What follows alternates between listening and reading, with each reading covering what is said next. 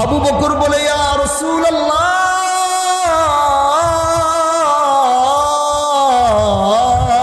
আপনার আর আমার মাঝখানে রুহুল আমিন আবার কি করে? আল্লাহ আয়াত নাজিল করছে, তুমি বলছো আল্লাহকে ডাক দিয়া তুমি বলছো আল্লাহ আমার কারো দরকার নাই। তুমি তো আসমান থেকে শুনছো, আজকে আল্লাহ নিজে ঘোষণা করছে কদে সামি আল্লাহ, আজকে আল্লাহ নিজে তোমার পক্ষে সাক্ষী দিতেছে। আল্লাহ আজকে নিজে তোমার পক্ষে গাওয়া দিতেছে যে আজকে তোমার সাক্ষী দুনিয়ার আর কেউ না, তোমার সাক্ষী স্বয়ং আল্লাহ রব্বুল আলামিন।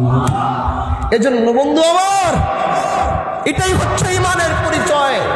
ইমানদাররা যখন নিজের সর্বোচ্চটুকু বিলায়া দিয়া, ইমানদাররা যখন ইমানের হেফাজতের জন্য নামবে, তখন তার দেখবার প্রয়োজন নাই আমার বিরুদ্ধে কে লেগেছে, কোন নেতা লেগেছে, কোন প্রশাসন লেগেছে, কোন ক্ষমতাশীল লেগেছে। কারণ ইমানদার যখন ইমান হেফাজত করবার জন্য ময়দানে ঝাঁপিয়ে পড়ে, ইমানদারের কারো প্রয়োজন হয় না, আল্লাহ পাক নিজে ইমানদারের সাথে থাকে। বলে ঠিক কিনা? এজন্য দোস্ত, ইমানের জন্য জীবন দিবা, কেউ থাকুক আর না থাকুক, কে থাকবে? আওয়াজ করে বলেন না, কে থাকবে? এজন্য ইমানের জন্য জীবন দিতে প্রস্তুত আছেন তো ইনশাআল্লাহ?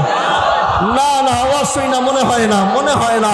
আজকের এই ময়দান থেকে, যুবকদের এই মজমা থেকে আজকে আল্লাহর সাথে শপথ করো, আজকের পর থেকে যদি কেউ শুনবা কেউ আমার ইমানের উপর আঘাত করেছে, কেউ নবীর ইজ্জতের উপর আঘাত করেছে, এটা শুনবার পরে কারা নিজের তাজা রক্ত দেওয়ার জন্য প্রস্তুত? তুই হাত উঠাও। ইমানের জন্য ডাক আসবে, উলামায়ে কেরাম তোমাদেরকে ডাক দিবে ইমানের জন্য, ইমানের হেফাজতের জন্য, নিজের মাতৃভূমি রক্ষা করবার জন্য। যদি ডাক আসে, সেই ডাকে কারা কারা সাড়া দিবা? দুই হাত উঠায় দেখাও। পারবা তো ইনশাআল্লাহ? আওয়াজ করে বলো, পারবা তো ইনশাআল্লাহ? আল্লাহ কবুল করুক, বলেন আমিন। আমি আপনাদের এই মাটির সন্তান, হাজী শরিয়াতুল্লাহর বংশের সন্তান। আগেও কোনোদিন কারোর সাথে আপোষ নামা করি নাই। আল্লাহ জানো, আমার জীবন থাকা পর্যন্ত কারোর সাথে যেন আপোষ নামায় চুক্তি করে যেন চলতে আমার না হয়। এই পিছনের বছরগুলো আমাদের আওয়াজকে তারা রুখে দিতে পারে নাই, আমার আওয়াজকে তারা বন্ধ করতে পারে নাই, আমার আওয়াজকে তারা রুখে দেওয়ার চেষ্টা করেছিল, পারে নাই। কিন্তু এখন তো আল্লাহ পাক সময় দিয়েছে, এজন্য আসো আমরা হাতে হাত মিলাই। আপনাদের ভাই হিসাবে আমি হাজী শরিয়াতুল্লাহ সমাজ কল্যাণ পরিষদ করেছি শিবচরে, অরাজনৈতিক একটি প্ল্যাটফর্ম করেছি, সর্বদলের মানুষ এখানে উপস্থিত হতে পারবে। আসুন আমরা শিবচরের মানুষ, আমরা শিবচরকে এমন একটি জেলা হিসাবে ঘোষণা দিতে চাই যেই শিবচরের মধ্যে কোনো বৈষম্য চলবে না, যেই শিবচরের মধ্যে কোনো ক্ষমতাশীল কোনো নেতা কোনো দলের প্রভাব দেখিয়ে তার উপর অন্যায় করতে পারবে না। এরকম এক শিবচর আমরা দেখতে চাই। বলেন ঠিক কিনা?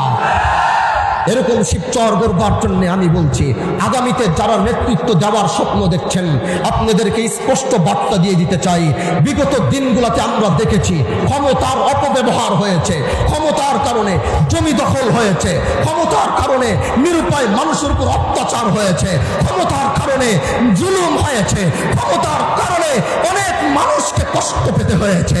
আমি হাজী শরিয়াতুল্লাহ বংশের সন্তান হিসাবে আমি ঘোষণা দিচ্ছি, এই শিবচরের মাটিতে আগামীতে যদি আপনাদের রাজনীতি করতে হবে, তাহলে দখল মুক্ত জুলুম মুক্ত রাজনীতি করতে হবে। আর যদি সেটা না পারবেন, এদেশের মানুষ আপনাদের ক্ষমতার মসনদে বসতে দিবে না। এজন্য শিবচরের মানুষ ঐক্যবদ্ধ হও, যুব সমাজ তোমাদেরকে নিয়ে কাজ করতে চাই। নেশার কারণে গোটা শিবচরের যুব সমাজ অন্ধকার জগতে পা দিয়েছে। আমি নেশার বিরুদ্ধে লেগেছি, আমার কাছে নিয়ে আসো, যে নেশা বিক্রি করে তার খোঁজ আমার কাছে দাও।